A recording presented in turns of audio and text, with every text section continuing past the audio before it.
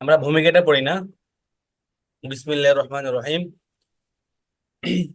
ভারতবর্ষে এমন কিছু দিনী ও দাওয়াতি আন্দোলন রয়েছে যার কর্মের পরিধি ব্যাপক ও বিস্তৃত, এবং তার শিকড় অত্যন্ত সুদৃঢ় ও তার প্রভাব অনেক গভীর।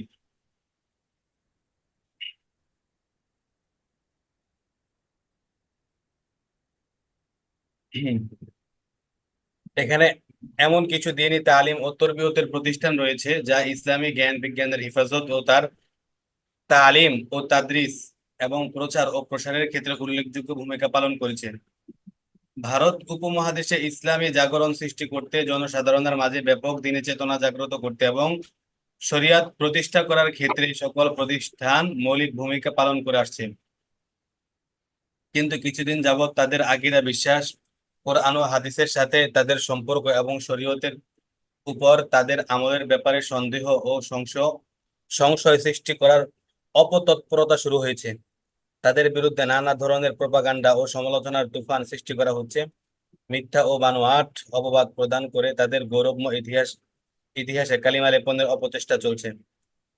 আর এসব কিছু হচ্ছে শুধুমাত্র কোনো দলীয় ফায়দা হাসিলের জন্য, বা কোনো ব্যক্তি স্বার্থ চরিতার্থ করা, অথবা কোনো বিশেষ মহলকে সুবিধা প্রদানের জন্য, বা কোনো বিশেষ আন্দোলনের স্বার্থ রক্ষা করার জন্য।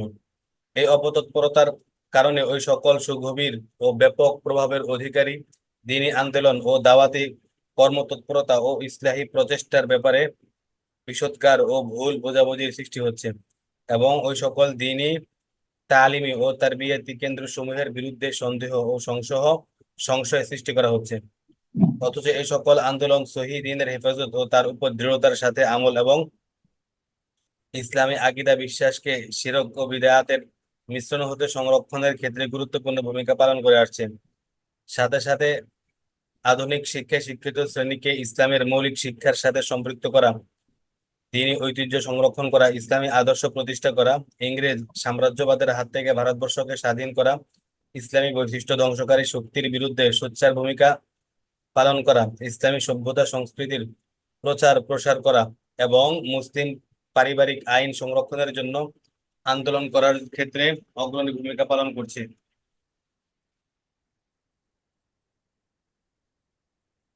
আচ্ছা, এমন নাজুক পরিস্থিতিতে কোনো প্রকার পক্ষপাতিত্ব করা ছাড়া সঠিকভাবে ইতিহাসের আলোতে পূর্ণ আমানতদারির সাথে এই সকল দাওয়াতি ও ইসলাহী আন্দোলন ও শিক্ষা প্রতিষ্ঠান, ফিকরি ও তরবিয়াতি কেন্দ্রসমূহের সংক্ষিপ্ত পরিচয় পেশ করা লেখক নিজের নৈতিক দায়িত্ব বলে অনুভব করেন।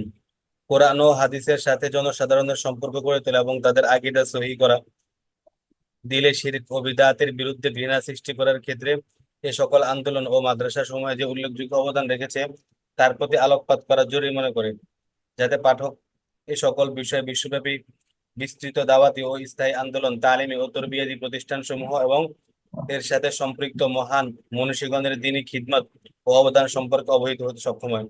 তাদের ইসলাহী প্রচেষ্টা সম্পর্কে ধারণা লাভ করতে এবং আকীদা পরিশুদ্ধ করার ক্ষেত্রে তাদের কোরবানি ও বিস্ময়কর সফলতার বিষয়ে জ্ঞান লাভ করতে সক্ষম হয়, এবং এই সম্পর্কিত সঠিক তথ্য ও ঐতিহাসিক ঘটনাসমূহ তাদের সামনে এসে যায়।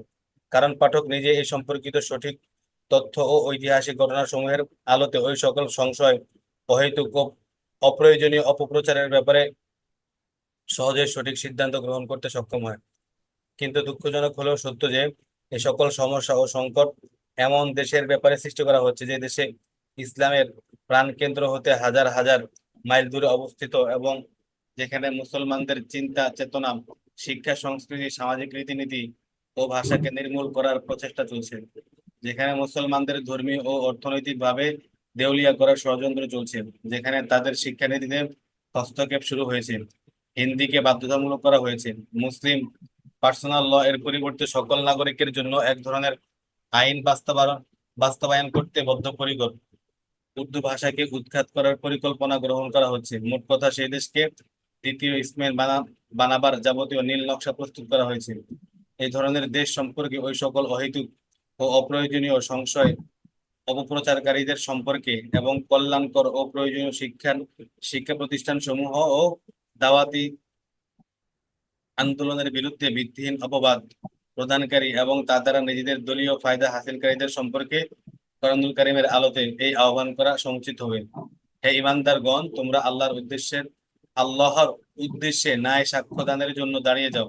ইনসাফ প্রতিষ্ঠান ইনসাফ প্রতিষ্ঠাকারীকে ইনসাফ প্রতিষ্ঠাকারীতে পরিণত হও, এবং কোন জাতির সাথে বিদ্বেষের কারণে তোমরা ইনসাফ ত্যাগ করো না, বরং ইনসাফ করো, কারণ এটি তাকওয়ার অধিক নিকটবর্তী। আর আল্লাহকে ভয় করতে থাকো, নিশ্চয়ই আল্লাহ তোমরা যা করো সে সম্পর্কে সম্যক খবর রাখেন।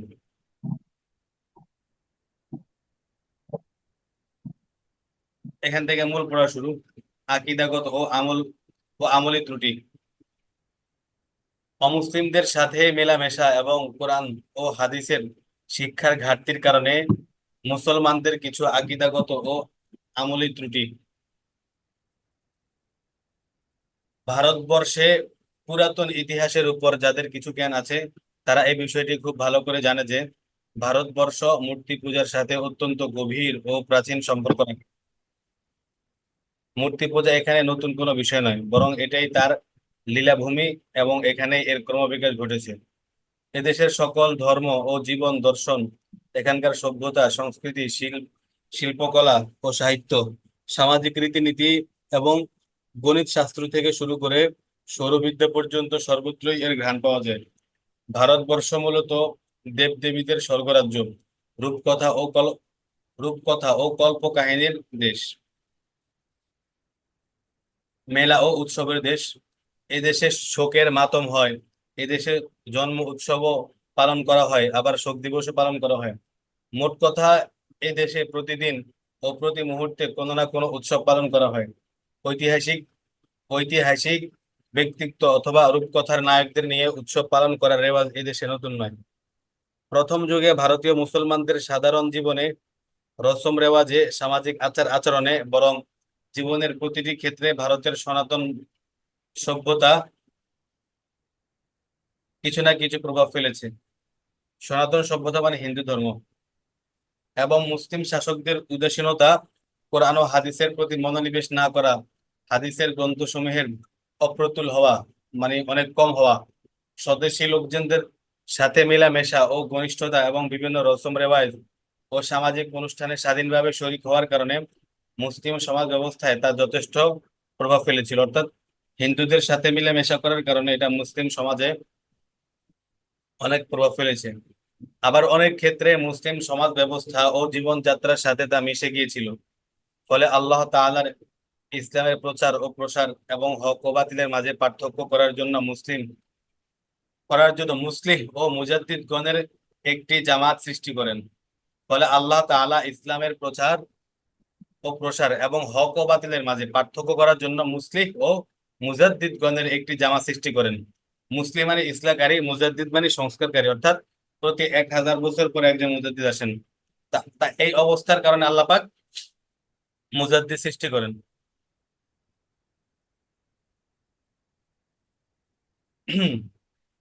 এই ধারার প্রধান সিপা সালার হলেন মুজাদ্দিদ আলফে সানি, হযরত শেখ আহমদ ইবনে আব্দুল আহাদ শেরহিন্দ ও তার সম্মানিত খলিফাগণ।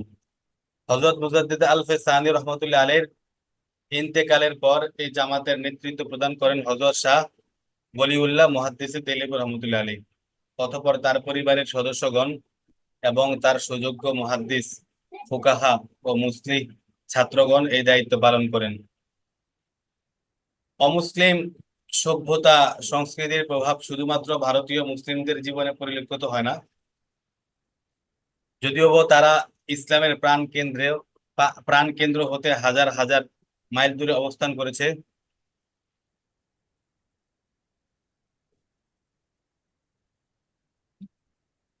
এবং যেখানে ইসলাম বিভিন্ন জা- ইসলাম বিভিন্ন জাতি গোষ্ঠী, অঞ্চল ও কঠিন অবস্থা অতিক্রম করে এখানে পৌঁছেছে। আর এই কারণে ইসলামের মূল শক্তি ও স্পিরিট এবং তার বাস্তবতা ও মৌলিক রূপরেখার মাঝে দুর্বলতা সৃষ্টি হয়েছে। বস্তুত এগুলোই ছিল ইসলামের বিশেষ বৈশিষ্ট্য। অন-ইসলামী সভ্যতা দ্বারা মুসলমানদের জীবন পদ্ধতি প্রভাবিত হওয়ার বিষয়টি স্বয়ং আরব বিশ্ব পরিলক্ষিত হয়। আচ্ছা, কারণ হিজরি সপ্তম ও অষ্টম শতাব্দীতে মুসলমানরা অমুসলিমদের সাথে অধিক পরিমাণে মেলামেশা করতে থাকে।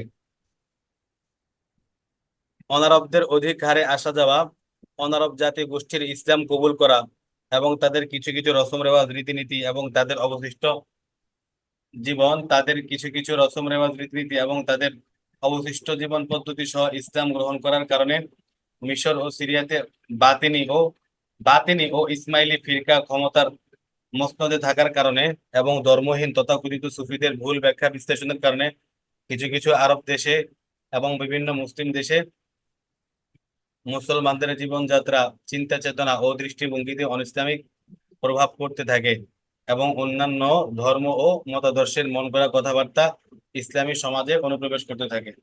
যেরকম ভারতবর্ষে হিন্দুদের সাহচর্যের কারণে বা হিন্দুদের সাথে মিলামিশার কারণে মুসলমানদের উপর তাদের একটা প্রভাব পড়তে থাকে, এটা শুধু যে ভারতবর্ষে ছিল এমন না, এটা স্বয়ং আরবেও ছিল। হিজরি সপ্তম এবং অষ্টম হিজরিতে, হ্যাঁ, অমুসলিম হিন্দু খ্রিস্টান, অমুসলিম খ্রিস্টান ইহুদি তাদের সাথে মিলামেশার কারণে মুসলমানদের মাঝেও তাদের কিছু কালচার, তাদের কৃষ্টি কালচার প্রবেশ করেছিল। আল্লামা ইবনে তাইমিয়া রহমতুল্লাহ আলাইহি এর কিতাব আর রাদ্দু আলাল বকরি এবং আর রাদ্দু আলাল আলান নাখানাই অধ্যয়ন করা দ্বারা এই বিষয়টি সুস্পষ্ট হয় যে মুসলিম ইমাম ও মাশায়েখগণ এবং ওলিউল্লাহ ও পীর বুজুর্গের প্রতি ভক্তি শ্রদ্ধার ক্ষেত্রে সাধারণ অশিক্ষিত লোকজন সীমাহীন বাড়াবাড়ি করত এবং এই ক্ষেত্রে তাদের রীতিনীতি ও জীবন পদ্ধতি জাহিলি যুগের কাছাকাছি পৌঁছে গিয়েছিল।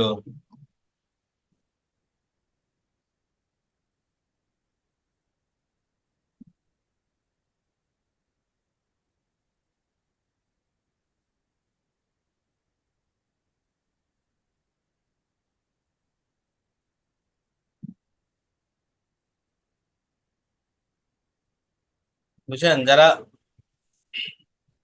মুসলিম ইমাম ও মাশায়েখগণ এবং ওলি উল্লাহ মানে ওলি আল্লাহ ও পীর বুজুর্গদের প্রতি ভক্তি শ্রদ্ধার ক্ষেত্রে সাধারণ অশিক্ষিত লোকজন সীমাহীন বাড়াবাড়ি করতো এবং এক্ষেত্রে তাদের রীতিনীতি ও জীবন পদ্ধতি জাহিলি যুগ জাহিলি যুগের কাছাকাছি পৌঁছে গিয়েছিল।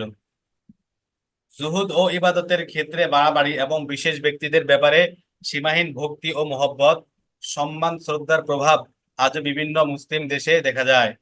এই সকল প্রভাব প্রতিপত্তিকে একমাত্র ইসলামী দাওয়াত ও সংস্কার আন্দোলন আন্দোলনে দূর করতে সক্ষম, তবে তা অবশ্যই হিকমত ও সাহসিকতার সাথে হতে হবে।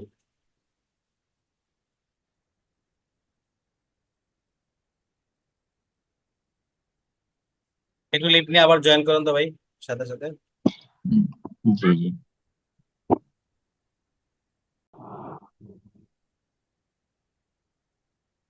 মুজাদ্দেদ আলফে সানি রহমতুল্লাহ আলাইহি বিদআত ও কুসংস্কারের বিরুদ্ধে কঠিন ভূমিকা পালন করেন। তিনি শিরকি কার্যকর্ম, জাহেলি রসম রেওয়াজ ও আচার অনুষ্ঠানের বিরুদ্ধে প্রকাশ্য বিরোধিতা করেন, কারণ এগুলো ভারতবর্ষে স্বতন্ত্র ধর্ম ও শরীয়তের রূপ ধারণ করেছিল। তাই তিনি বিদআতে হাসানা নামের সকল বস্তুকে অস্বীকার করেন এবং তা আমলযোগ্য হওয়ার বিরুদ্ধে প্রতিবাদ করেন। তিনি ভারতবর্ষের নড়বড়ে ইসলামকে পুনরায় প্রতিষ্ঠিত করার ক্ষেত্রে সক্রিয় ভূমিকা পালন করেন। বাদশাহ আকবরের যুগে সৃষ্ট অনইসলামী প্রভাব প্রতিপত্তি ও ধ্যান ধারণাকে অত্যন্ত সৎ সাহসিকতা ও হিকমতের সাথে মোকাবেলা করেন এবং দিনের তাজদিদ ও সংস্কার করার পাশাপাশি বাস্তব জীবনে পরিবর্তন সাধনের লক্ষ্যে হিকমতপূর্ণ পদক্ষেপ গ্রহণ করেন। ফলে বাদশাহ মুহিউদ্দিন আওরঙ্গজেব ইসলামী বাদশাহ আলমগীর রূপে আত্মপ্রকাশ করেন। ওনার মেহনতের ফলে কি পরবর্তীতে বাদশাহ আলমগীর ইসলামী শাসক রূপে পরিণত হন। তিনি আমলি, আইনি ও ব্যবস্থাপনার দিক থেকে ভারতে ইসলাম ও মুসলমানদের সংরক্ষকের ভূমিকা পালন করেন। তার ব্যাপারে হজরত মুজাদ্দিদ আলফে সানি রহমতুল্লাহ আলাইহির সাহেবজাদা হজরত খাজা মোহাম্মদ মাসুম রহমতুল্লাহ আলাইহির ভবিষ্যৎবাণী ও ইমানি দূরদৃষ্টি সঠিক প্রমাণিত হয়। কারণ হজরত খাজা মাসুম রহমতুল্লাহ আলাইহি বাদশাহ আলমগীরকে শৈশবকালে লেখা একটি চিঠিতে শাহজাদায়ে দিন পানাহ উপাধি প্রদান করেন এবং এই নামে তাকে ডাকতেন। আচ্ছা, দিন পানা মানে দিন সংরক্ষণকারী। মুজাদ্দেদ আলফে সানি রহমতুল্লাহ আলাইহি বিদআত ও সুন্নতের মাঝে সুস্পষ্ট পার্থক্য করেন। তিনি মুজতাহিদ গণের কিয়াস এবং মুতাআখির আলেমগণ, মুতাআখির মানে ঐতিহাসিক আলেমগণ বা যারা পূর্বসূরি ছিলেন। মুতাআখির আলিমগণের ইস্তেহসান এবং প্রথম ও পরবর্তী যুগের আমল ও কর্মতৎপরতার মাঝে পার্থক্য ও বিশেষত্ব প্রমাণ করেন। আচ্ছা, হযরত মুজাদ্দিদ আলফে সানি রহমতুল্লাহ আলাইহি সবসময় প্রসিদ্ধ হাদিস গ্রহণের দাওয়াত প্রদান করতেন এবং সকল সুন্নত আমলের শিক্ষা দিতেন। তিনি মুনকার ও শরীয়ত বিরোধী কাজের প্রতি তিরস্কার করতেন। এই ক্ষেত্রে তিনি কখনোই বাদশাহ আকবরকে ভয় করতেন না এবং হক কথা বলা হতে কখনোই বিরত থাকতেন না। দিনের ব্যাপারে কোনো তিরস্কারকে পরোয়া করতেন না, বরং তিনি সরকারি কর্মকর্তা ও মন্ত্রীবর্গকে স্বাধীনভাবে সংশোধনের চেষ্টা করতেন। তিনি বিষয়ে তাদের দিক নির্দেশনা প্রদান করতেন এবং শিয়াদের সংস্পর্শে সংস্পর্শ গ্রহণে তাদেরকে নিরুৎসাহিত করতেন। ইসলাম বিদ্বেষীদের বিরুদ্ধে তাদের দিলে ঘৃণা সৃষ্টি করতেন এবং সবসময় তাদের কল্যাণ কামনা করতেন। আল্লামা ইকবাল রহমতুল্লাহ আলাই দুটি চরণের মাধ্যমে এই ঐতিহাসিক বাস্তবতাকে অত্যন্ত সঠিক ও সুচারুভাবে প্রকাশ করেছেন।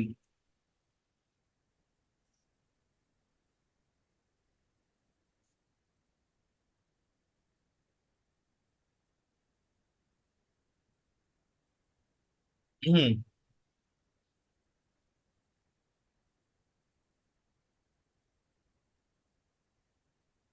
अच्छा, वो हिंद में सरमाहे सरमाहे मिल्लत का निगहबान, सरमाहे मिल्लत का निगहबान, अल्लाह ने बर वक्त से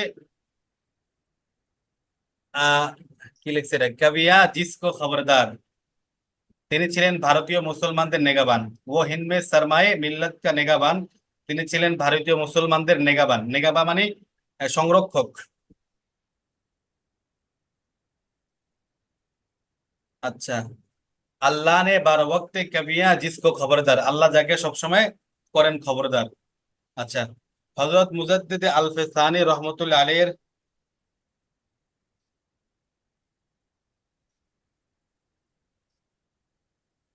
হযরত মুজাদ্দিদ আলফে সানি রহমতুল্লাহ আলাইহির দাওয়াতি ও ইসলাহি কর্ম তৎপরতার কারণে ভারতবর্ষে এক ধরনের ইসলামী জাগরণ সৃষ্টি হয়। আকীদাগত বিষয়ে এক ধরনের আলোড়ন সৃষ্টি হয়। রাজা বাদশাহ ও আমির উমারাদের জীবনে পরিবর্তন সাধিত হয় এবং তাদের পরিবর্তনের কারণে জনজীবনে দিনই প্রভাব পড়ে। আকীদার সংশোধন হয়, শিরক ও বেদাতের কোমর ভেঙে যায়।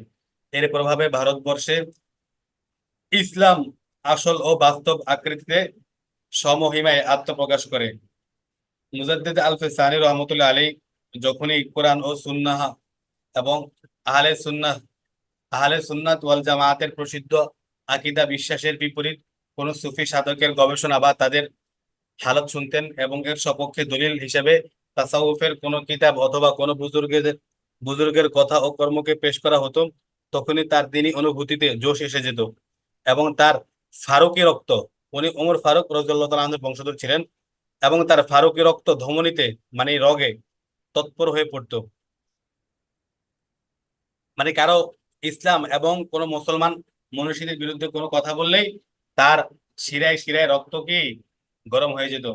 ফলে তিনি কলমের মাধ্যমে শরীয়তের হেফাজত ও সুন্নতের হক্কানিয়াত, হক্কানিয়াত মানে সত্য, সুন্নাতের হক্কানিয়াতের বিষয়ে, সত্য হওয়ার বিষয়ে দৃঢ় পদক্ষেপ গ্রহণ করতেন।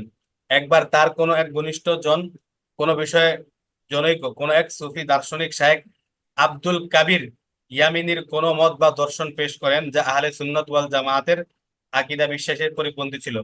তখন হযরত মুজাদ্দিদে আলফে সানি রহমতুল্লাহ আলাইহি এই দৃষ্টতা বরদাস্ত করতে পারলেন না এবং সাথে সাথে তার কলম থেকে অনিচ্ছাকৃতভাবে এ বাক্য বের হয়ে আসে, মাখদুমা, অধম ওই ধরনের কথাবার্তা শ্রবণের ধৈর্য রাখে না। বে এখতিয়ার আমার ফারুকী ধমনীতে শিহরণ সৃষ্টি হয় এবং এর সুন্দর কোনো ব্যাখ্যা বিশ্লেষণের সুযোগ দেয় না। এই ধরনের মতামত শেখ আকবর স্বামী এর হোক, তাতে কিছু যায় আসে না, কারণ এই ব্যাপারে আমাদের মোহাম্মদ আরবি সাল্লাল্লাহু আলাইহি সাল্লামের হাদিস প্রয়োজন। এই ক্ষেত্রে মহিউদ্দিন ইবনে আরবি অথবা সদরুদ্দিন কুনুবি এবং শেখ আব্দুর রাজ্জাক কাশী এর কথার প্রয়োজন নেই। আমাদের তো প্রয়োজন শরীয়তের নস, নস এর শায়েখ, নস এর নস এর শায়েখ আকবরের ফুস এর প্রয়োজন নেই। আমাদের তো প্রয়োজন শরীয়তের নস, নস এর শরীয়তের নস অর্থাৎ কোরআন হাদিস। শায়েখ শায়েখ আকবরের ফুস এর প্রয়োজন নেই। শায়েখ আকবর যিনি, যারা বড় বড় শায়েখ ছিলেন তাদের কথাবার্তা এগুলা কোনো কি নেই, প্রয়োজন নেই। ফাতুহাতে মাদানী আমাদেরকে ফাতুহাতে মাক্কিয়া থেকে বিমুখ করে দিয়েছে। আচ্ছা, এখানে একটা টিকা দেখেন, মহিউদ্দিন আরবি শায়েখ আকবর নামে প্রসিদ্ধ ছিলেন। মহিউদ্দিন ইবনে আরবি না, ইবনে আরবি, উনি ছিলেন শায়েখ আকবর নামে প্রসিদ্ধ। ওনার থেকে অনেক এমন এমন কথা বেরিয়েছে যেগুলা মানে মানুষে বুঝতো না, বা শরীয়ত বহির্ভূত কোনো কথাবার্তা ছিল। তো তিনি মূলত মরিশাসে 560 হিজরিতে জন্মগ্রহণ করেন এবং 638 হিজরিতে দামেস্কে ইন্তেকাল করেন এবং সেখানে তাকে দাফন করা হয়। নাম্বার 2, নজদার উদ্দেশ্য শরীয়তের দলিল প্রমাণ এবং ফুস দ্বারা উদ্দেশ্য শায়েখ আকবরের কিতাব ফুসুলুল হিকাম। শায়েখ ইবনে আরবির কিতাব ফুতুহাতে মাক্কিয়া উদ্দেশ্য। এটি কাল্পনিক গবেষণা ও রহস্য নিয়ে লেখা একটি প্রসিদ্ধ গ্রন্থ। এই গ্রন্থে ওয়াহাদাতুল ওজুদের আকীদা বিশ্বাস রয়েছে এবং এই ধরনের বিভিন্ন কল্পনাপ্রসূ গবেষণা রয়েছে। কল্পনাপ্রসূত যেগুলা মানে মানুষের মস্তিষ্ক থেকে বের হয়, এরকম অনেক গবেষণা রয়েছে যা শরীয়ত ও আহলে সুন্নাত ওয়াল জামাতের আকীদা পরিপন্থী।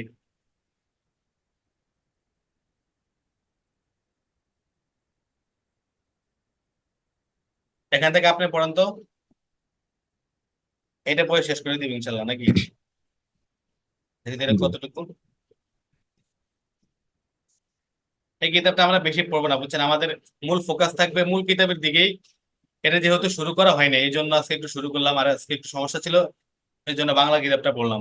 মূলত আমরা হেদায়া আর জালালাইন কিতাব, হ্যাঁ, এই দুইটা কিতাবই আমাদের মূল ফোকাসটা থাকবে। এগুলো আপনি নিজে পড়ে নিতে পারবেন অবসর সময়, না? জি যেহেতু বাংলা কিতাব।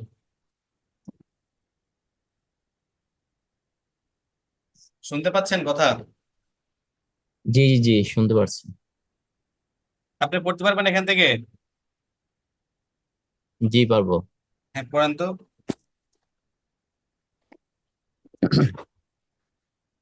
শোনা যাচ্ছে আমার কথা? হ্যাঁ বলেন, সাউন্ড একটু কম আসছে। এখন শোনা যায় না ক্লিয়ার? শোনা যায় হ্যাঁ, কিন্তু আস্তে আস্তে।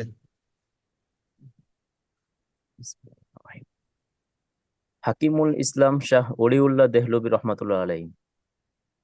শায়েখ আহমদ ইবনে আব্দুর রহিম দেহলভী, জন্ম 1114, মৃত্যু 1176 হিজরি।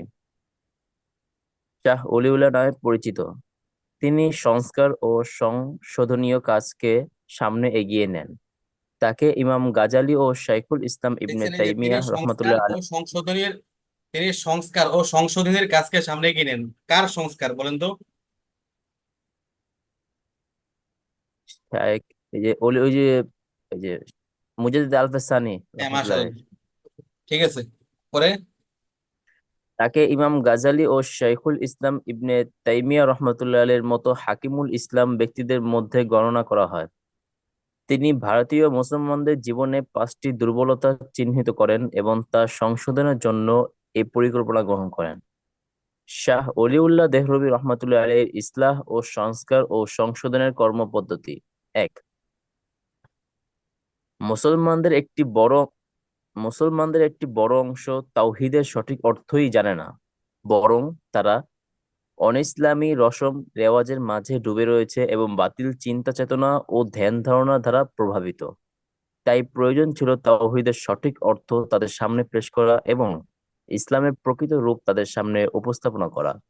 জাহিলি যুগের মুশরিকানা আকীদা বিশ্বাস ও ইসলামী আকীদা তথা তাওহীদের মধ্যে সুস্পষ্ট পার্থক্য ফুটে ওঠে। 2, মুসলমানদেরকে পবিত্র কোরআন ও হাদিস শরীফের সাথে সরাসরি সম্পর্ক করে দেওয়া।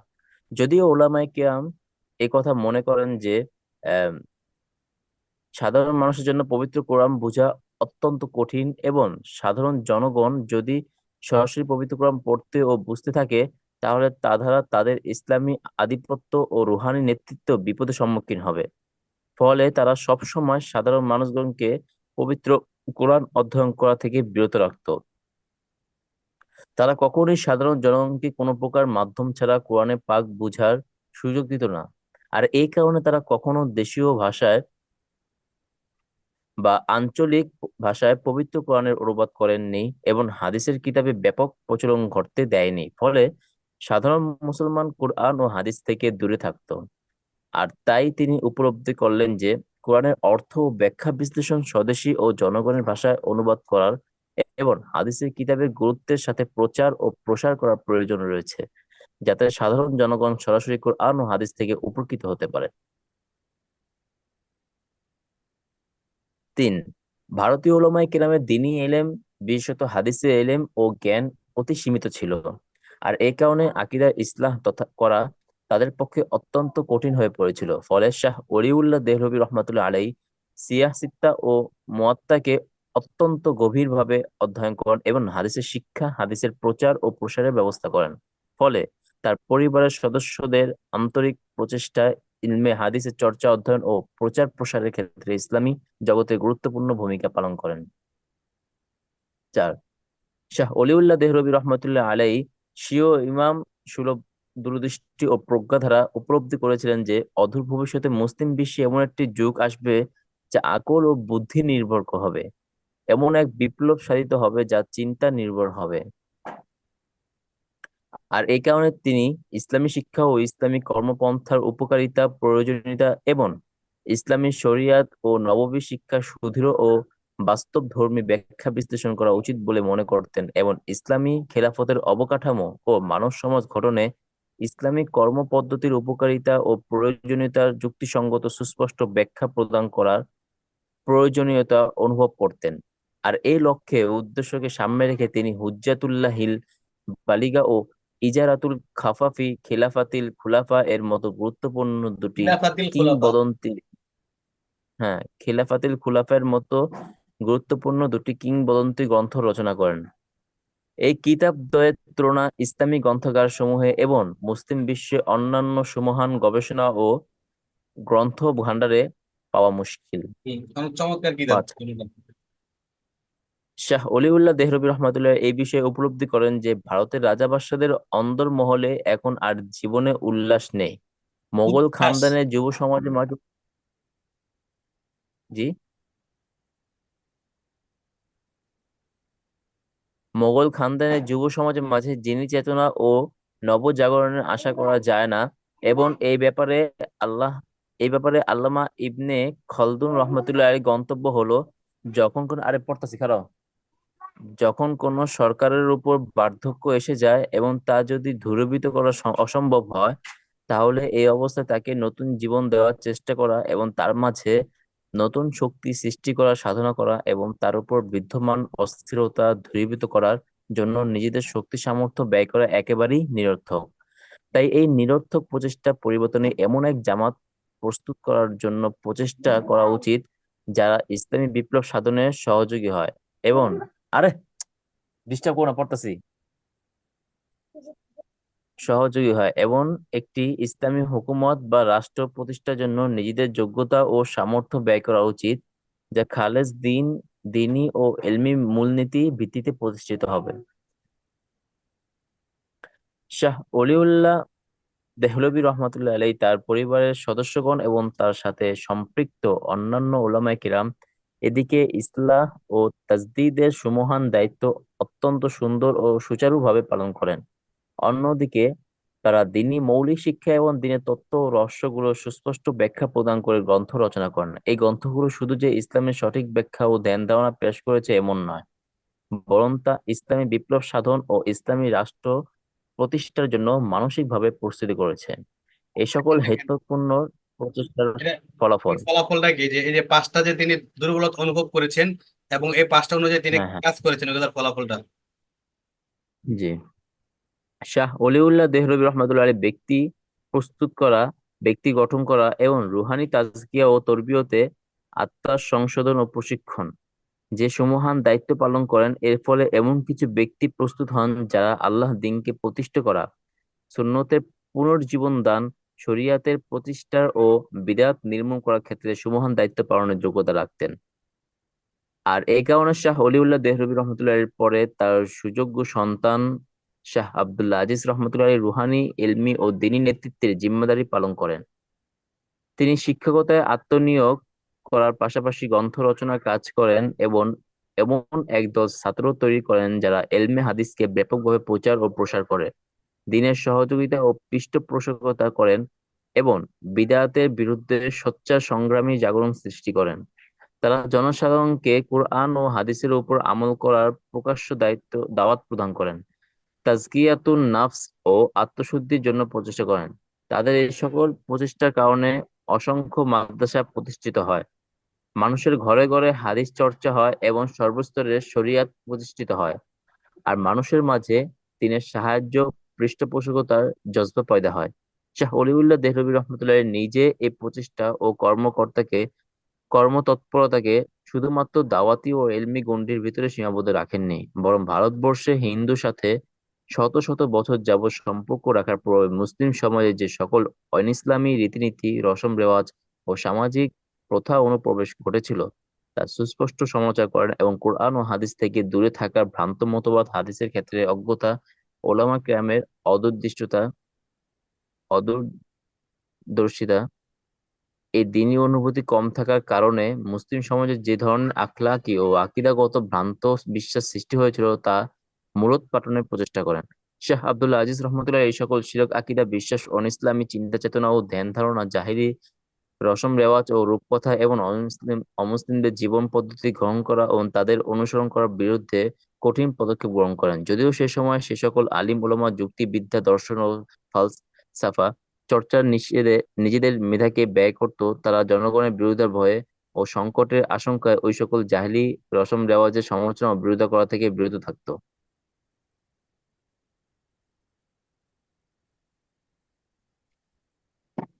আচ্ছা, শাহ আব্দুল আজিজ রহমতুল্লাহ হলেন মুহাদ্দিস দেহলভী রহমতুল্লাহ পুত্র ছেলে। আচ্ছা, আজকে এতটুকু ইনশাল্লাহ। জি আজকে মূলত হেদায়া কিতাব পড়ার কথা ছিল, কিন্তু আজকে এটা পড়লাম, বুঝছেন। এটা একটু শুরু করলাম, এটা বেশি জি পড়বো না আমরা, মাঝে মাঝে এটা পড়বো। এটা আপনি ব্যক্তিগতভাবে পড়লেও পারবেন, যেহেতু বাংলা একটা কিতাব। আমাদের মূল ফোকাসটা থাকবে তাফসিরে জালালাইন আর হেদায়ার প্রতি। জি। তো কালকে ঠিক কোনটা আছে, হবে? আজকে অনেক কোরবানি করে এমন একটা ক্লাস করতেছেন না, স্যাক্রিফাইস করে। কালকে কোন ক্লাসটা হবে? অনেক চাপের ভিতরে আছেন মনে হচ্ছে, কাজকর্মের ভিতরে না, ব্যস্ততা অনেক।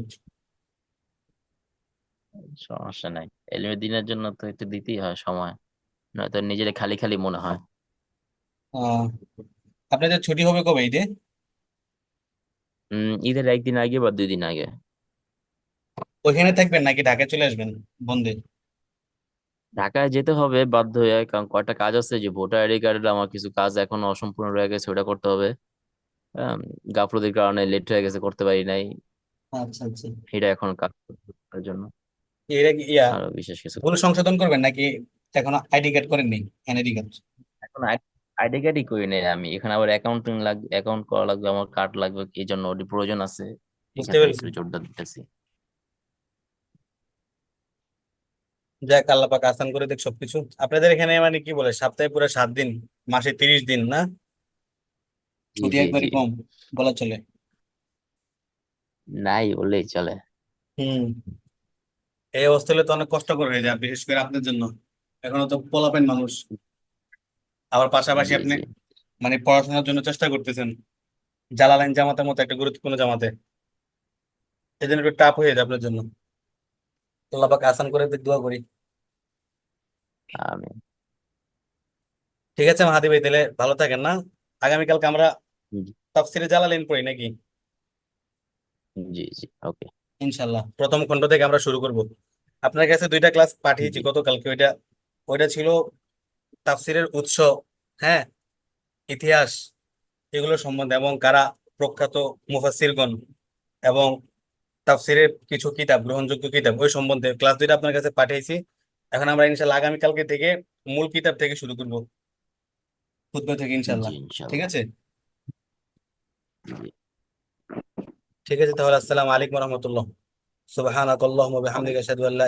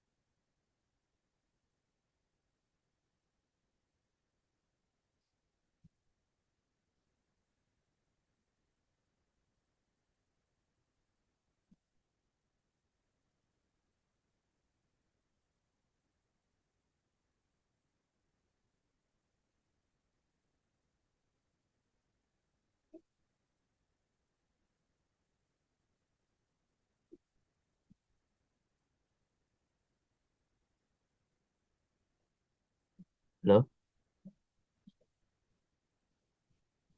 হজরত। হ্যালো।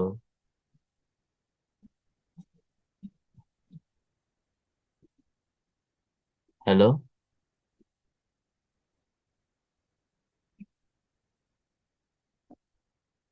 হ্যালো।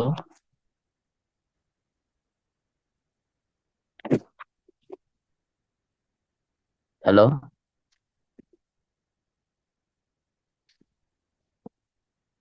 আমার কথা কি শুনতে পাচ্ছেন?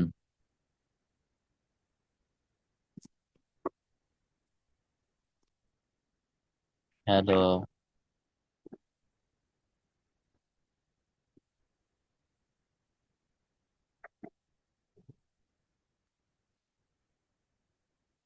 হজরত।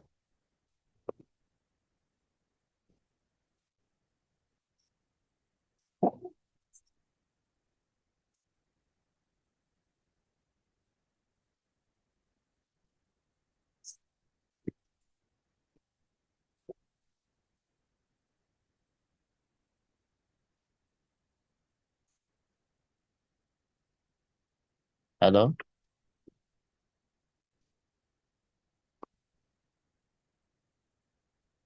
হ্যালো।